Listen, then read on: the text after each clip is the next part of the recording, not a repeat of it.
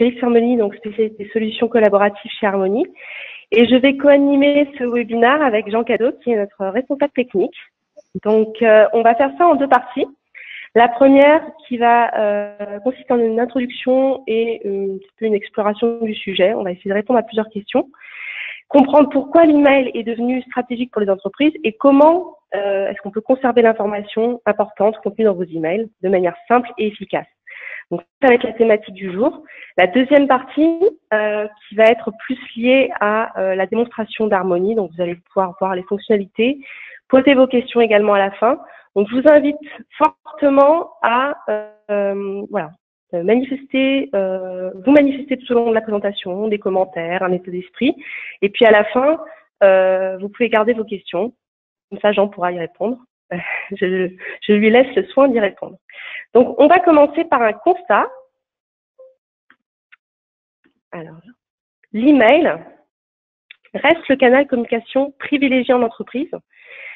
Donc ça, c'est indéniable. On est tous d'accord pour dire que la première chose qu'on fait en arrivant le matin au bureau, c'est d'ouvrir notre messagerie et de consulter nos mails et de répondre aux mails les plus importants. C'est quelque chose qu'on fait de manière presque automatique. Et d'ailleurs, c'est aussi la dernière chose qu'on fait le soir. C'est-à-dire qu'on... Donc, je vous présente quelques chiffres qui sont issus d'une étude qui a été menée en 2017 par Adobe. Je pense que ces chiffres seront assez révélateurs pour vous de l'importance de Outlook. Donc, 88, c'est le nombre d'emails qui sont reçus en moyenne par jour. 82 des emails professionnels sont ouverts. Et 44% des personnes vérifient leurs emails toutes les heures. Donc, qu'est-ce que ça nous dit exactement? Moi, j'ai trouvé que c'était des chiffres qui étaient pertinents parce que justement, on est en train de parler de volumétrie. Avec les 88, on peut se faire une idée du flux d'informations qui transite au travers de notre messagerie. 82%, c'est plutôt lié à la fiabilité qu'on accorde à notre Outlook, c'est-à-dire qu'on va ouvrir nos mails, la grande majorité des mails qui sont reçus dans Outlook vont être ouverts. Donc, on est sur une fiabilité, sur une confiance qu'on accorde à ces outils. Et 40%, c'est notre omniprésence sur cet outil, sur cette solution qui est Outlook. On est toutes les 5 minutes, on a tendance à vérifier qu'on a reçu un nouveau mail, on attend toujours des réponses. On a cet outil qui est ouvert toute la journée, on va dire, tout le long de notre routine de travail, du matin au soir. Donc, ce qui était intéressant également, c'était de revoir un petit peu quel était l'usage du canal email aujourd'hui, parce que ça a l'air très simple. Si on vous pose la question comment est-ce que vous utilisez l'email, on va vous répondre bah, écoutez, j'envoie des mails, je reçois des mails, point barre. Ça va beaucoup plus loin que ça. L'objectif, c'est d'avoir une vue étendue sur les usages autour d'Outlook. Donc déjà, c'est notre premier canal de communication vers l'extérieur, que ce soit vers les clients, les prospects, les collaborateurs, les partenaires. On a toujours besoin d'envoyer des emails, d'envoyer des documents et de recevoir de l'information. Ça nous permet également de déléguer et gérer des tâches à l'intérieur de l'entreprise. Donc là, on parle de communication interne, notamment, par exemple, alors juste pour vous donner un exemple, quand on a besoin de faire une demande de congé, on va envoyer un email, on va attendre que la personne nous réponde. Ça va nous permettre de valider un processus qui est important dans le cadre du fonctionnement de l'entreprise. Et puis également, échanger des documents et stocker de l'information. Tout simplement, on échange énormément de pièces jointes. Donc l'email finit par être un espace de stockage. On utilise certainement, enfin c'est sans doute votre cas, on utilise souvent la barre de recherche pour retrouver des informations dans notre boîte mail. Et c'est aussi un canal qui est utilisé par les managers, par les directeurs pour transmettre de l'information, qu'elle soit liée à une stratégie, à un objectif, à une communication.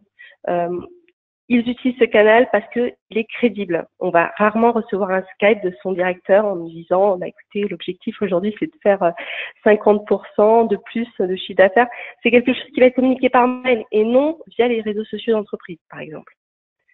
Donc, ça me pose à vous poser une question, justement, parce que j'aimerais bien avoir votre avis. Comment est-ce qu'aujourd'hui, vous faites pour partager l'information contenue dans vos emails? Alors, on parle d'informations importantes. Je vais vous mettre un petit peu en situation.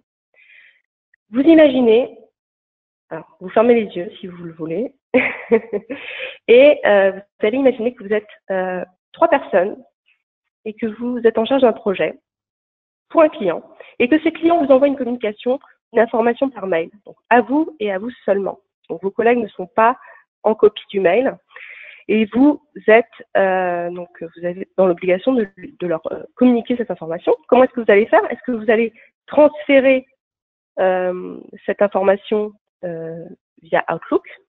Est-ce que vous allez sauvegarder cette information dans un fichier partagé? Est-ce que vous allez la partager dans SharePoint?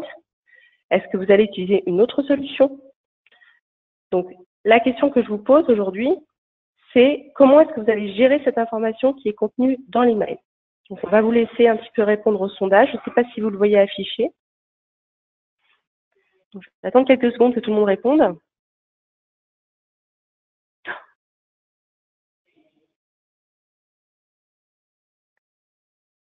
Alors, je pense qu'on a les réponses. Et franchement, je suis vraiment étonnée. Donc, vous êtes des bons élèves. Vous sauvegardez dans SharePoint. Alors, effectivement, je suis un peu prise au dépourvu. Je ne m'attendais pas à cette réponse. C'est exactement ce qu'il faut faire. Effectivement, vous sauvegardez dans SharePoint parce que comme ça vous permet d'avoir l'accès aux données plus tard et de pouvoir conserver l'information. Alors, juste pour être très clair avec vous, je m'attendais à une autre réponse qui était celle de « je transfère l'email à mes collaborateurs ». Donc, on va partir de cet exemple-là parce que c'est quand même le cas de la majorité des utilisateurs. Aujourd'hui, ils ont tendance à utiliser l'email et à ne pas sauvegarder les emails en SharePoint, mais vous êtes des très bons élèves, donc félicitations. Aujourd'hui, ce qu'on constate, c'est qu'il y a un fossé entre ce qu'on conserve dans notre messagerie et ce qu'on a dans SharePoint. Alors, ce qu'on sait, c'est que les documents stratégiques doivent être sauvegardés dans SharePoint. Mais si on regarde ce qu'on a dit depuis le début de la présentation, à partir du moment où on considère que le flux d'informations le plus important transite dans notre messagerie et que parmi cette information, on a de l'information qui est stratégique, pourquoi ne pas considérer l'email comme porteur d'informations stratégiques et par la même occasion les traiter à l'égal de tout autre document dans SharePoint? Ça, c'est la question que je voulais vous poser aujourd'hui. Et donc, on peut aller plus loin dans la réflexion et se dire, mais qu'est-ce qui peut arriver si jamais je perds une information capitale qui est contenue dans mes emails? Alors, moi, ça m'est déjà arrivé. Je peux éventuellement faire la parenthèse et vous parler de mon expérience personnelle. Je pense que ça peut être intéressant puisque l'objectif aujourd'hui, c'est d'échanger. Il se trouve que j'ai déjà perdu un email. Alors, c'était pas dans l'entreprise où je travaille actuellement, mais dans la première entreprise où j'ai travaillé, donc autant vous dire que c'était important. J'étais en charge du renouvellement des contrats de maintenance logicielle et j'avais un objectif tous les quarters à réaliser. Donc là, on était sur de la relance. J'attendais une commande très importante et j'ai reçu donc un retour client à la dernière minute en m'expliquant qu'il n'avait pas le temps de me générer un bon de commande et que la seule façon de commander, c'était envoyer une confirmation par mail. Donc, qu'est-ce que j'ai fait? J'ai été voir mon service comptable et je leur ai expliqué la situation. J'ai versé ma petite larme et j'ai eu la chance parce qu'ils m'ont dit « Ok, c'est bon pour cette fois, on peut valider la commande par mail ». Alors, ce qui se passe, c'est que déjà, on est très content parce que on est privilégié. Notre demande est acceptée, donc on revient vers le client, on lui explique la situation, il nous renvoie le mail de validation et je ne sais pas pourquoi. Je pense que dans la panique, dans l'excitation, j'ai perdu le mail, j'ai été faire une pause café, je suis revenue, impossible de retrouver le mail. J'ai cherché partout. Donc, vous savez comment fonctionne la barre de recherche Outlook, c'est souvent très défaillant et très compliqué. Impossible de retrouver mon mail.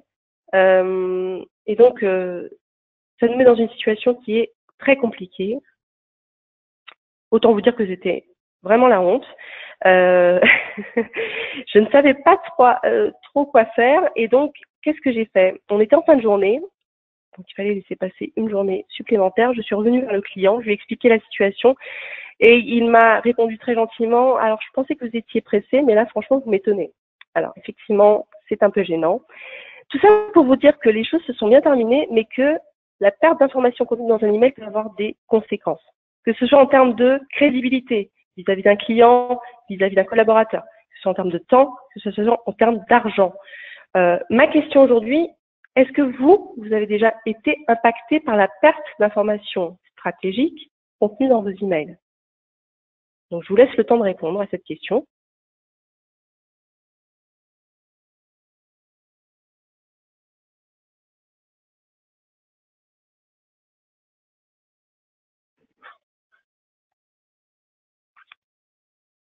OK. Je pense qu'on peut analyser les résultats. Donc, on est sur 57% de non. C'est super. Enfin, c'est une bonne nouvelle, en fait. C'est une bonne nouvelle pour vous. En fait, ce qui se passe dans la plupart des cas, c'est que les gens ne se rendent pas compte à quel point la perte d'un email peut avoir un impact parce que c'est souvent sur le long terme. Là, je parlais vraiment d'un cas particulier, d'un cas qui est sur le court terme, qui peut être immédiat, qui peut être lié aux répercussions personnelles. Mais ce qu'il faut savoir, c'est que la perte d'informations contenues dans les emails peut avoir une conséquence sur l'entreprise. Justement, ce qui me pose à vous, voilà, l'objectif aujourd'hui de ce slide, c'est de vous expliquer en quoi est-ce que les conséquences peuvent être importantes, que ce soit au niveau de l'archivage. Alors pourquoi est-ce que j'ai mis archivage en premier? Parce que ce qu'il faut savoir aujourd'hui, c'est que le fait d'archiver des échanges électroniques est une exigence légale. On est obligé de le faire. C'est-à-dire que la traçabilité des échanges électroniques est une exigence légale pour certains secteurs d'activité, mais globalement, c'est une demande qui est faite aujourd'hui. On est obligé de sauvegarder certains mails parce qu'ils sont engageants de notre part et il faut pouvoir les retrouver. Après, par rapport à la gestion des connaissances dans l'entreprise. Donc, la gestion des connaissances, c'est la gestion du savoir. C'est tout le pilier de l'entreprise. Tout ce qui s'est passé en termes de marketing, de R&D, d'échanges avec l'extérieur, tout cela doit être répertorié dans une archive unique. C'est ce qui fait la richesse de l'entreprise. Si on n'a pas une information qui est complète, on peut avoir des comptes à rendre plus tard ou subir des répercussions. Gestion de produits, gestion de dossiers, gestion de projet, je vais les mettre un peu dans le même panier. En fait, on est sur des cas où on a plusieurs interlocuteurs qui sont sur un sujet unique, qui échangent énormément par mail, des documents, de l'information.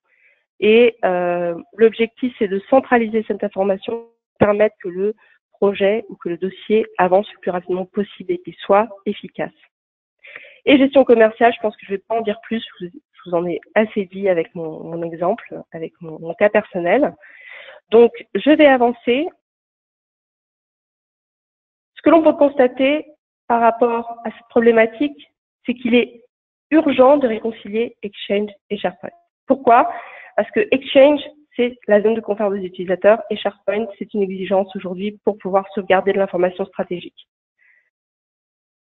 Avec Harmony, on s'est posé la question, mais comment répondre à cette question? Alors, on a voulu partir du principe que l'utilisateur était prioritaire. Si l'utilisateur se sent bien dans sa zone de messagerie, dans Outlook, il faut être capable de lui apporter SharePoint, qui est un outil essentiel dans la sauvegarde de contenu stratégique, dans son Outlook. C'est exactement ce qu'on a fait, c'est exactement ce qu'on a proposé. Et donc, globalement, alors je ne vais pas rentrer dans le détail en termes de fonctionnalité, mais aujourd'hui, ce qu'on peut voir, c'est que avec Harmony, on propose une solution qui est très simple. Donc, une barre latérale qui va se poster à votre droite au niveau de la messagerie et qui va simplifier la sauvegarde d'emails et de documents par un simple glisser-déposer, qui va vous permettre également d'accéder à tout le contenu qui est archivé dans votre SharePoint, va vous permettre d'envoyer des liens à la pièce de pièces jointes, qui va vous permettre d'accéder aux applications cloud qui sont Yammer, Group, Teams, et qui va vous permettre de collaborer en direct avec vos collègues via Skype ou également d'être notifié de modifications réalisées sur des documents partagés. Donc, vous allez avoir vraiment un ensemble de fonctionnalités qui vont être très utiles à votre travail collaboratif et vous allez pouvoir centraliser toutes les applications dans une seule interface. Pourquoi est-ce que aujourd'hui, on est un outil essentiel pour la gestion des emails en SharePoint parce que justement, en plus d'avoir des clients qui sont prestigieux comme Porsche ou EY, donc c'est des clients du secteur d'activité très distincts, mais finalement, ils se sont tous rendus à la même conclusion. Pourquoi est-ce que ça fonctionne? Parce qu'on est sur un outil qui est ergonomique et intuitif, qui garantit la traçabilité des échanges, qui permet un accès simplifié à toutes les applications depuis un seul point d'entrée. Et finalement, la valeur ajoutée, ça va être une économie d'argent qui va être liée à l'espace de stockage des emails. On va répondre aux exigences réglementaires par rapport à la traçabilité des échanges. On va pouvoir augmenter l'adhésion des utilisateurs à SharePoint parce qu'on va leur proposer une solution simple et efficace et leur permettre un accès aux données stratégiques dans SharePoint.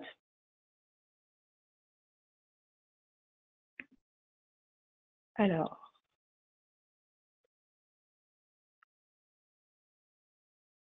ce qu'on constate aujourd'hui, c'est que Harmony est classé parmi les leaders dans l'adoption d'Office 365 et SharePoint. Ça va être très simple, en fait.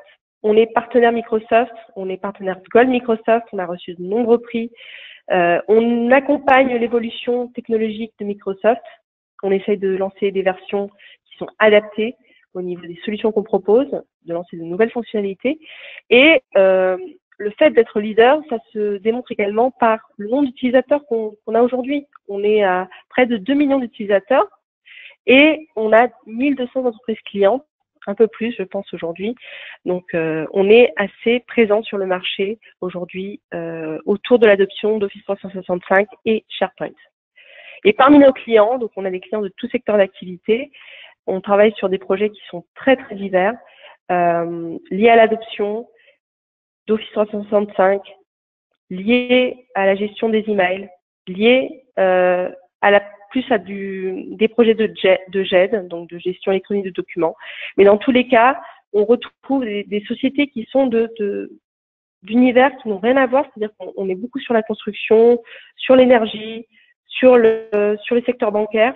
Avec la BNP Paribas, par exemple, on les a aidés à justement faciliter la gestion des emails parce qu'ils avaient besoin au niveau juridique de garantir la traçabilité des échanges. Et c'est un projet qu'on a mené de front, qui a été compliqué, mais qu'on a pu réussir en leur proposant justement d'adopter la solution. Aujourd'hui, on a 6 000 utilisateurs à la BNP et les choses sont en train d'évoluer, donc les projets sont toujours en cours. Cela montre à quel point la solution est indispensable pour certains secteurs d'activité, notamment ceux qui sont extrêmement réglementés aujourd'hui. Donc voilà, donc je voulais vous montrer un petit peu un panel de tout ce qu'on pouvait avoir en termes de clients. Je vais laisser la parole à Jean et je vais faire place donc à la démonstration. Je vous souhaite une bonne démo et puis à tout à l'heure. Merci Alix. Bon, je vais essayer de mettre tout ça en image. Hop, alors je vais partager mon écran. Donc, voilà, normalement, vous devriez voir un espace SharePoint. Donc alors, l'idée donc c'est de vous montrer comment Harmony va pouvoir vous aider au sein de votre organisation à faciliter ces sauvegardes de mail et ces sauvegardes de mail dans SharePoint. Donc avant de vous montrer Harmony, je vais vous montrer l'espace SharePoint avec lequel je vais travailler. Donc là, c'est ce que vous avez à l'écran. Donc c'est un site SharePoint dans Office 365, donc un site SharePoint Online. Mais ce que vous allez voir, ça pourrait fonctionner à l'identique avec du SharePoint on-premise en version 2010, 2013, 2016, pourquoi pas 2007, et même de façon mixée, on va dire hybride, hein, si jamais vous avez plusieurs serveurs SharePoint chez vous, du SharePoint 2007, enfin on va dire les 2010 et du SharePoint 2016, on va pouvoir récupérer les informations et utiliser les informations de ces sites-là au travers d'Harmony. Donc là, mon site a presque pas été personnalisé en termes de charte graphique. En revanche, il y a eu pas mal de bibliothèques, de listes, de sous-sites qui ont été créés. Donc le sous-site avec lequel je vais travailler, c'est le sous-site Project and Meetings, au sein duquel j'ai d'autres sous-sites.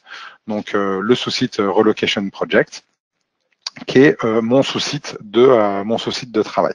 Je retrouve sur ce sous-site-là un certain nombre de bibliothèques et de listes qu'on aperçoit sur la gauche. Et la bibliothèque avec laquelle je vais travailler principalement, c'est la bibliothèque Project Documents, qui est ici. Donc là, j'ai un certain nombre de documents avec des métadonnées qui sont plus ou moins remplis. J'ai la possibilité d'accéder aux vues qui ont été configurées côté SharePoint. Et donc voilà l'espace avec lequel je vais travailler. Donc maintenant, comment est représenté Harmony? Donc comme vous l'a expliqué Alix rapidement, donc Harmony, on va retrouver Harmony dans votre client Outlook, et ça va se représenter sous forme de barre latérale, ici qui est positionné à droite, mais qui peut aussi être positionné à gauche. Et sur la page d'accueil de ma barre latérale, ici, je vois la liste des espaces SharePoint avec lesquels je travaille. Donc les 3 premiers sont 3 espaces SharePoint différents. Mon site de démo qu'on a aperçu, mon intranet. Puis en dessous, avec des petites étoiles, ce sont mes sites favoris. Et puis j'ai la possibilité d'accéder à mon espace OneDrive, à mon espace Teams et Groups, et voir tous mes favoris de type bibliothèque, liste, que j'ai sauvegardé. Donc la première mission d'Harmony, ça va être de vous aider à enregistrer beaucoup plus facilement les emails, les documents que vous recevez par email dans SharePoint. Donc là, j'ai reçu un email pour l'exemple qui est pour un projet avec un certain nombre de documents, et je voudrais enregistrer ces documents dans la bibliothèque SharePoint qu'on a aperçue. Alors cette bibliothèque, elle est dans mes favoris ici, donc je pourrais y aller directement, elle est là, mais vous allez voir, avec Harmony, je peux redescendre la navigation comme si j'étais dans SharePoint. Donc si je clique sur Démo Site, ici, je vais retrouver l'ensemble des sous-sites de mon espace de démonstration avec les différentes bibliothèques, les différentes listes. Je retrouve le sous-site Project and Meetings. Si je clique dessus, je vais retrouver le sous-site Relocation Project avec les différentes bibliothèques et listes avec lesquelles je vais travailler. Et donc, je retrouve ma bibliothèque Project Documents qui est ici. Donc l'affichage que je retrouve ici, c'est le même que celui qu'on avait dans SharePoint, avec je vais agrandir un petit peu pour avoir plus de place, avec les différentes métadonnées qui étaient disponibles et qui vont me permettre, quand je recherche des documents, de filtrer tout ça. Donc là, j'ai reçu mes documents, je voudrais enregistrer ça dans SharePoint. J'ai juste un clic, un glisser-déposer à faire de mon document. Donc, je prends mon document Word, je fais un simple glisser-déposer dans la fenêtre Harmony. C'est téléchargé dans SharePoint. On a un petit message en bas qui nous l'indique. Et puis ensuite, j'ai un affichage qui est pas génial. Hop, mince. Hop, il est où mon Outlook? Voilà, j'ai mon Outlook qui... bon, voilà. Donc, j'ai glissé-déposé le document. Je le retrouve ici. Ah oui, alors puis du coup, alors vous avez aperçu, il y avait la barre les propriétés qui étaient affichées ici. Et donc, j'ai la possibilité de mettre à jour les métadonnées du document. Donc, si j'ai beaucoup de métadonnées, je peux cliquer sur le filtre ici qui va me permettre de filtrer sur les métadonnées qui sont obligatoires ou de toutes les voir. Donc moi, je vais commencer par remplir la métadonnée qui est obligatoire, le contact, et puis je vais classer mon document dans une zone. Et ici, je retrouve ce qu'on appelle les métadonnées gérées de SharePoint que je vais pouvoir retrouver dans Harmony. Donc je vais choisir la zone OCLI, je clique sur OK, j'enregistre et j'ai mon document qui est enregistré dans SharePoint. Si je regarde les métadonnées de ce document-là, on voit bien la zone Oakley et le contact John qui ont été sélectionnés. Si je bascule côté SharePoint et que j'actualise cette page, normalement, je vais retrouver mon document. Hop, ici, test de document qui a été téléchargé il y a quelques secondes par Dave.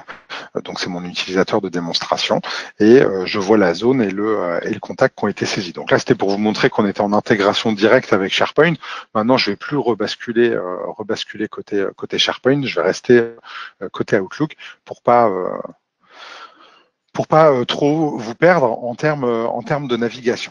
Donc ici, j'ai accès aux vues qui ont été configurées côté SharePoint. Donc justement, je peux faire une vue par zone.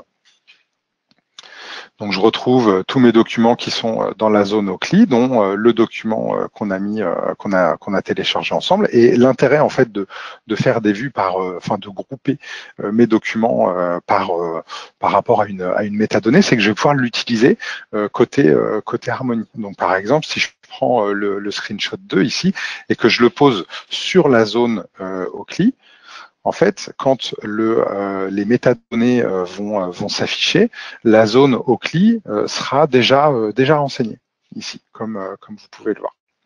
Donc du coup, je choisis John, Oakley, j'enregistre et j'ai mon deuxième document qui a été rajouté dans SharePoint. Alors, vous voyez, ça n'a jamais été aussi simple de publier des documents dans SharePoint. Après, ce qui arrive, bien évidemment, c'est qu'on reçoive plusieurs documents, ce qui était le cas ici. Donc, ce que je fais avec un document, je peux le faire avec plusieurs documents à la fois. Donc, si je prends le screenshot 2, le fichier Excel qui est ici, donc je sélectionne les deux documents, je fais un glisser-déposer des documents dans ma fenêtre, ici. Ils se téléchargent tous les deux. Et je vais pouvoir renseigner les métadonnées pour plusieurs documents à la fois. Donc j'ai mon titre à valeur multiple ici. Donc là, j'ai pas laissé le temps à la zone Oakley de se présélectionner. Je choisis un contact, John, et j'ai enregistré mes 4 documents. Donc là, j'en ai fait deux en même temps. Je vois ces 2 documents là qui apparaissent dans la zone. Ce que j'ai fait avec des documents et c'est tout l'intérêt aussi d'Harmony, et c'est ce dont vous parlez Alix, c'est que ce que je fais avec un document, je peux le faire avec un email. Donc c'est de plus en plus important d'enregistrer certains emails. Et donc là, par exemple, j'ai reçu un email avec un devis signé, donc il y a un document à l'intérieur de cet email-là, mais le contenu de l'email a aussi son importance. Et donc je vais pouvoir, en faisant un glisser-déposer cette fois-ci pas du document, mais de l'email, en le posant sur la zone Oakley, je vais pouvoir enregistrer l'email côté SharePoint. J'ai les métadonnées qui s'affichent et ici, vous voyez, j'ai plus de métadonnées que tout à l'heure. Alors, comment ça se fait que j'ai plus de métadonnées? C'est parce qu'en fait, Harmony détecte que le document que je déplace, c'est un email et du coup, il utilise un autre type de contenu SharePoint et automatiquement, il y a des associations qui sont faites entre certaines métadonnées, donc comme la métadonnée destinataire, la métadonnée auteur, la métadonnée sujet, et l'entête de mon email. Donc automatiquement, j'ai des informations qui sont pré-renseignées. Donc là, j'enregistre mon email et mon email se retrouve dans Harmony ici et donc dans SharePoint. Et puis au passage, comme là on travaillait sur un email, Harmony a positionné automatiquement une catégorie sur l'email qui me permet en tant qu'utilisateur de savoir que ce document, cet email a été enregistré côté Harmony et je vois l'adresse d'enregistrement. Donc voilà comment Harmony va pouvoir faire sa première mission, qui est vous aider à peupler correctement votre SharePoint. La deuxième mission principale d'Harmony, ça va être de vous aider à utiliser ce contenu-là quand vous rédigez des documents ou vous rédigez des emails. Donc là, quand je rédige un nouvel email, alors ça, hop, voilà, ça m'ouvre ma fenêtre de rédaction, et sur la droite, je retrouve le panneau Harmony. Alors je vais me repositionner sur mon site Project Documents. Voilà, donc je retrouve tous nos documents. Je peux changer de vue également.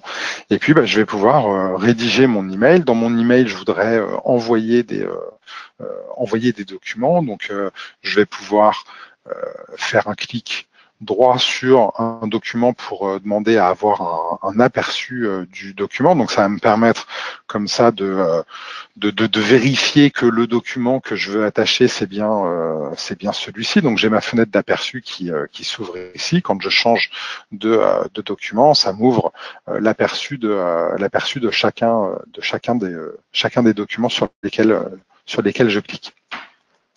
Pour ce qui concerne les emails aussi, quand j'enregistre un email, un simple clic sur un email va me permettre d'ouvrir l'email, comme si j'étais la personne qui l'avait reçu. Et donc, je vais pouvoir faire du forward, du reply de cet email si je le souhaite. Donc, toutes les personnes qui ont accès à la bibliothèque vont pouvoir utiliser l'email comme si elles l'avaient elles-mêmes reçu. Après, je vais pouvoir utiliser donc si j'agrandis à nouveau pour avoir un petit peu plus de place ici, imaginons que j'ai une bibliothèque avec beaucoup de documents. Là, j'ai une vue sur tous mes documents à la fois, donc j'ai pas trop besoin de faire de recherche ou de tri. Mais ici, je vois toutes mes métadonnées. Et je vais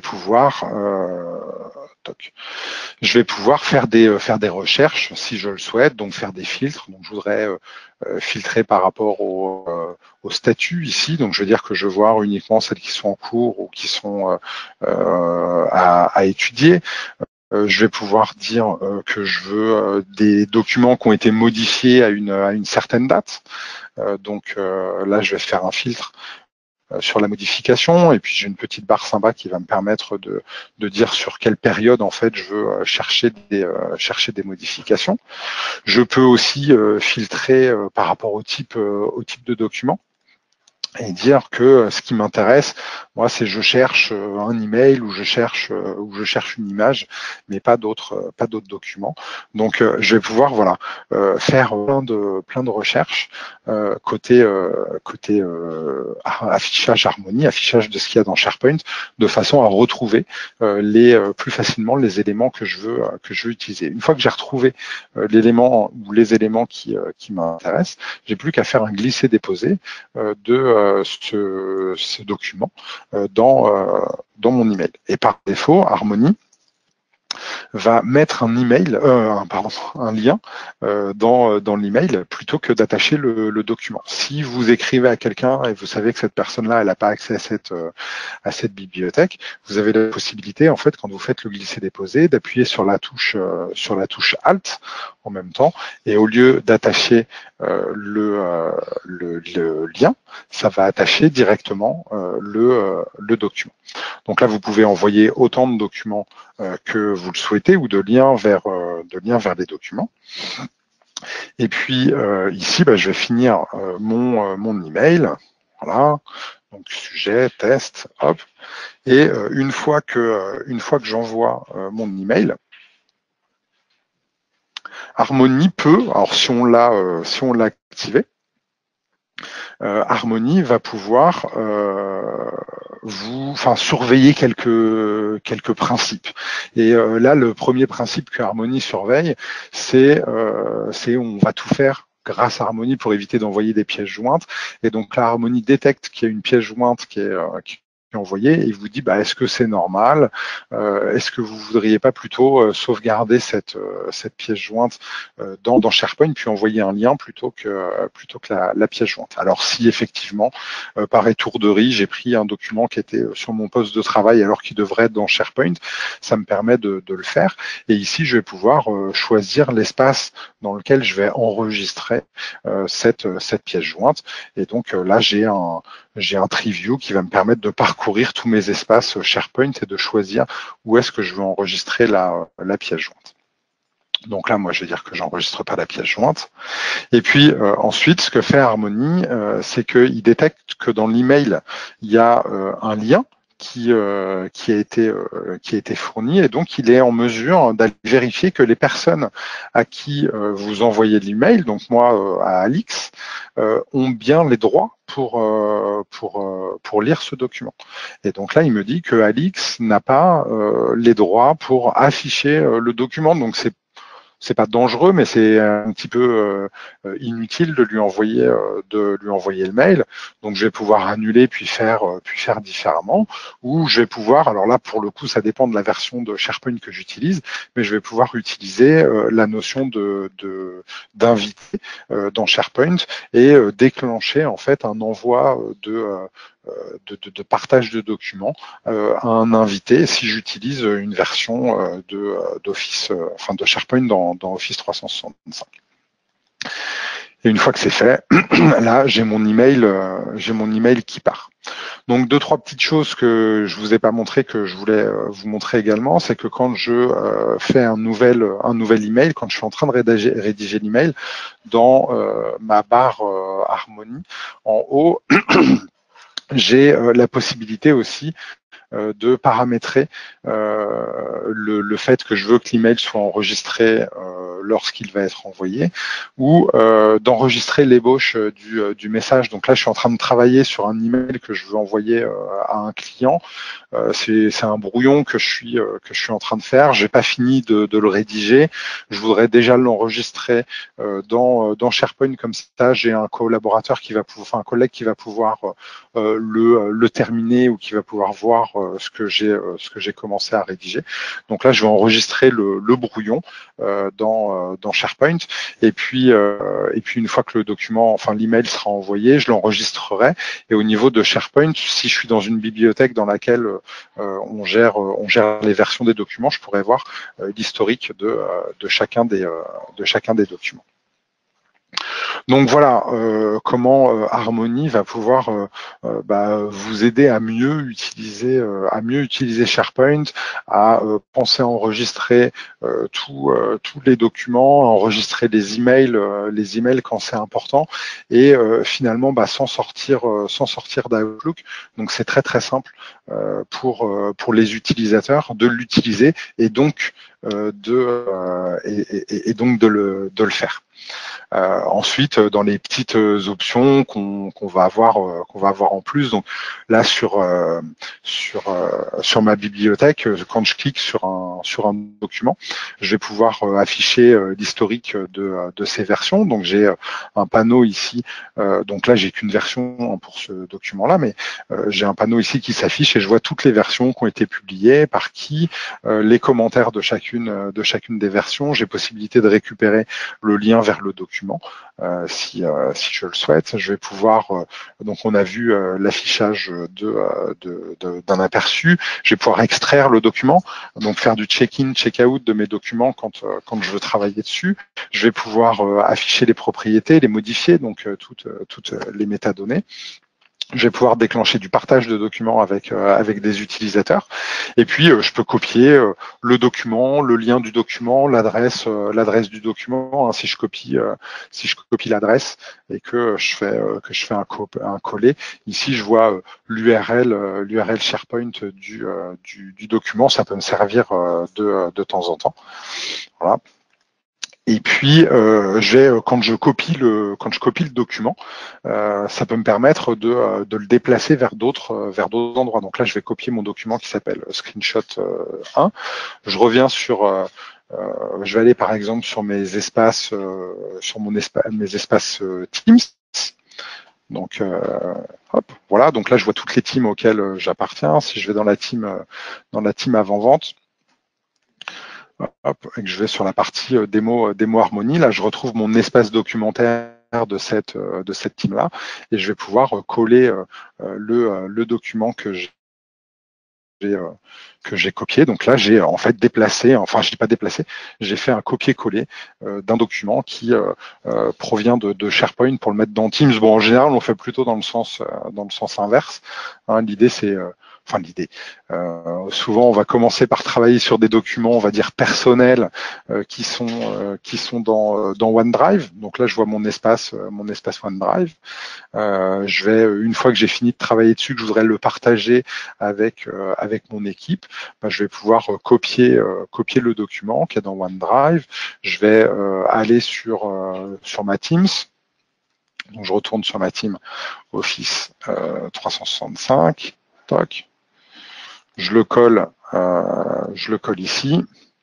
Toc. Après, il y a des choses qui se passent au niveau de la Teams. Je vais dire à mes collègues, qu'est-ce que vous pensez de ce document-là et tout. On va travailler à plusieurs dessus. Et puis une fois que le document il mérite d'être publié, je vais pouvoir à nouveau le copier et puis le coller dans une bibliothèque SharePoint. Donc voilà, là j'ai accès à tous ces objets-là. Je peux aussi manipuler depuis Harmony, je peux aussi manipuler les listes. Donc là, on a manipulé des bibliothèques dans SharePoint.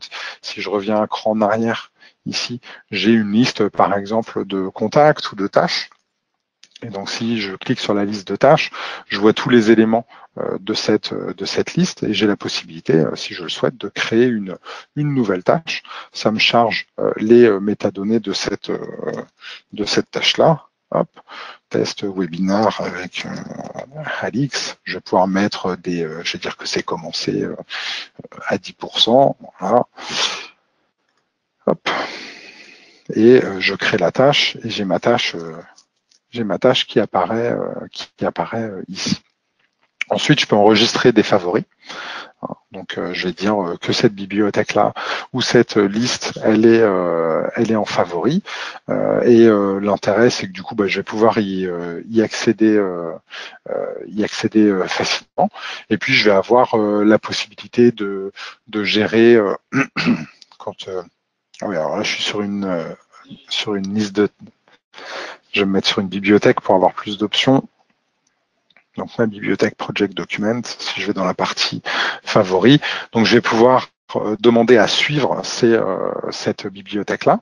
Donc la possibilité de suivre une bibliothèque, c'est dès qu'il y a quelqu'un qui rajoute un élément, qui modifie un élément, qui supprime un élément dans une bibliothèque que je suis, en fait, dans l'onglet personne qui est en haut, il va y avoir une petite pastille rouge qui va s'afficher pour me dire qu'il y a eu des modifications sur les éléments que je suis.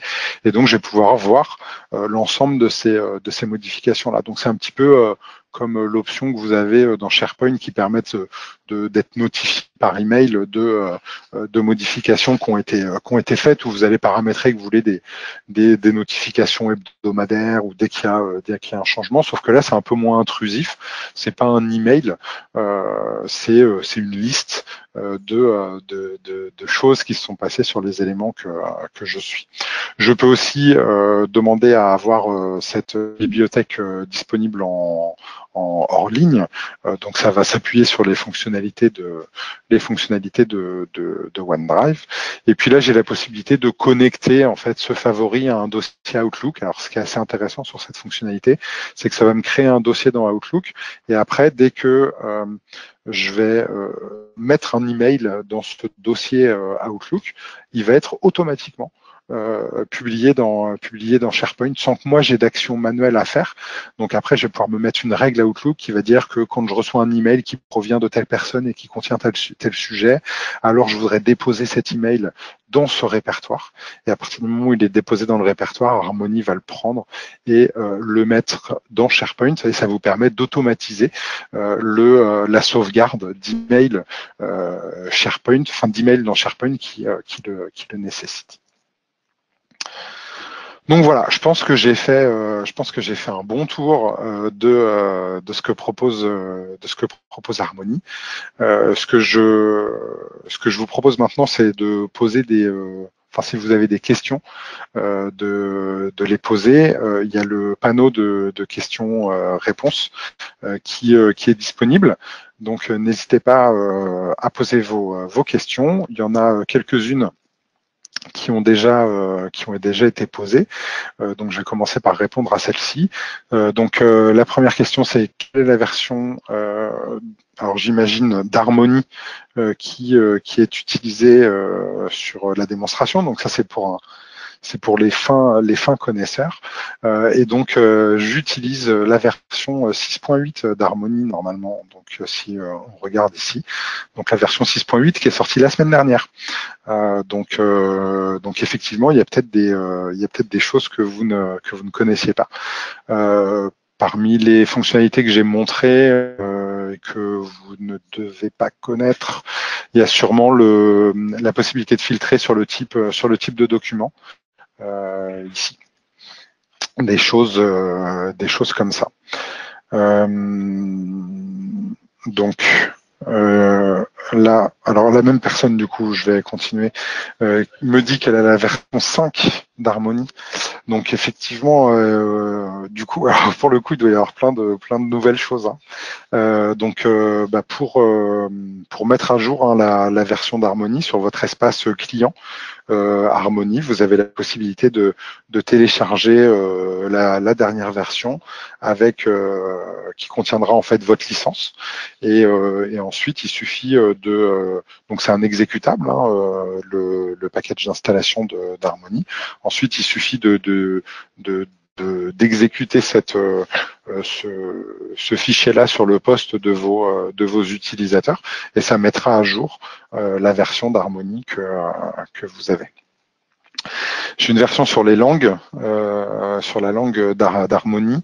Est-ce qu'on peut changer les langues? Donc en fait, Harmony est configuré par défaut pour comment dire, s'afficher dans la langue d'Outlook parmi les langues disponibles et on a la possibilité de forcer une langue si on le souhaite. Donc moi il me semble que j'ai forcé l'affichage du français alors que j'ai un Outlook anglais. Et donc si je vais dans les options d'Harmony, ici je vais retrouver dans la partie avancée la possibilité de choisir la langue d'affichage et donc l'option par défaut c'est correspond à Outlook. Donc voilà, puis vous voyez au passage hein, que j'ai des petites options qui me permettent de choisir ce qui s'affiche ou pas dans Harmony, les différentes options, les choses comme ça.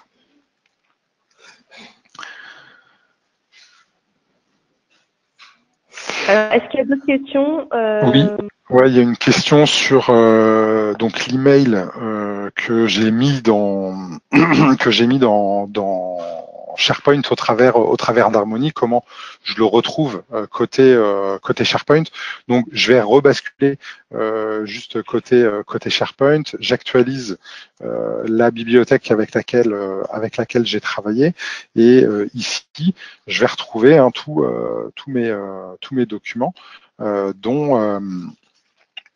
dont les emails, hein, le devis signé.msg, c'est mon email, donc il se comporte comme un document standard dans SharePoint et je vais pouvoir cliquer dessus pour l'ouvrir si je le souhaite.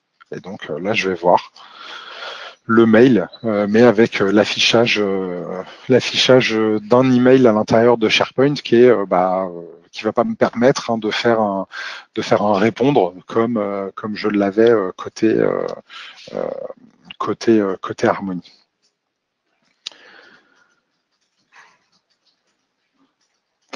Alors j'ai d'autres questions. Je vais pas forcément lire la question, mais je vais y répondre. Donc effectivement là sur la démonstration, j'ai pas énormément de bibliothèques et pas énormément de sites SharePoint et ça peut arriver qu'on en ait beaucoup plus que ça. Donc quand on a énormément de de bibliothèques. Il y a plusieurs choses qui sont importantes. C'est que il peut y avoir énormément de bibliothèques sur le site SharePoint avec lequel je vais travailler, mais en général, en tant qu'utilisateur, moi, je vais travailler qu'avec un nombre restreint. Et dans ce cas-là, on fait un usage fort des favoris. Et puis, sinon, il y a plusieurs façons de pouvoir parcourir, enfin de pouvoir aller sur une bibliothèque sans être obligé de tout reparcourir comme je vous l'ai montré. Donc il y a les favoris, je peux passer par la recherche, ou je peux passer par le tree view d'Harmony ici, qui va me permettre aussi d'aller un petit peu plus vite sur le parcours. Mais vraiment l'idéal, quand on a beaucoup de sites et de bibliothèques, ça va être pour l'utilisateur de se mettre en place des favoris de façon à pouvoir accéder directement à certaines bibliothèques. L'ajout des droits de l'envoi d'un lien est-il possible avec SharePoint 2010 ou 2016 on-premise? Donc avec 2010, non, mais avec 2016, oui. Donc là, on s'appuie sur des fonctionnalités proposées par SharePoint. C'est pas lié à Harmony. Donc dans 2010, les permissions on peut pas envoyer. Il n'y a pas de notion d'invité dans 2010, en tout cas, mais il y en a dans 2016. Donc vous pourrez utiliser ça côté 2016. Ouais, est-ce qu'on peut cacher des bibliothèques dans Harmony? Oui, ça se paramètre. On a la possibilité de, quand on référence un site, de dire qu'on veut afficher toutes les bibliothèques sauf celle-ci. Alors sachant que par défaut, les bibliothèques qui apparaissent sont celles sur lesquelles l'utilisateur a des droits.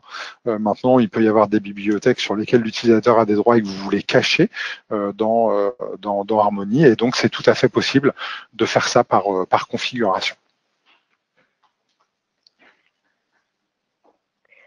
Alors, je pense qu'on n'a pas d'autres questions. Il me semble qu'on a fait un petit peu le tour. Pour ceux qui n'ont pas obtenu de réponse complète à leurs questions, alors je pense qu'on a été assez clair par rapport aux réponses, mais dans tous les cas, on reprendra contact avec vous afin d'échanger donc sur les sujets abordés.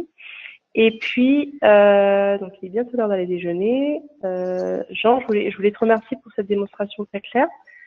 Je voulais également remercier les participants pour leur présence et pour leur participation et pour leur participation et le fait qu'ils aient également accepté de répondre à notre sondage. Donc ça a été très très intéressant pour nous. Donc voilà, pour ma part, je vous remercie à tous et puis je vous souhaite une très bonne journée. Merci Alix et bonne journée à tous.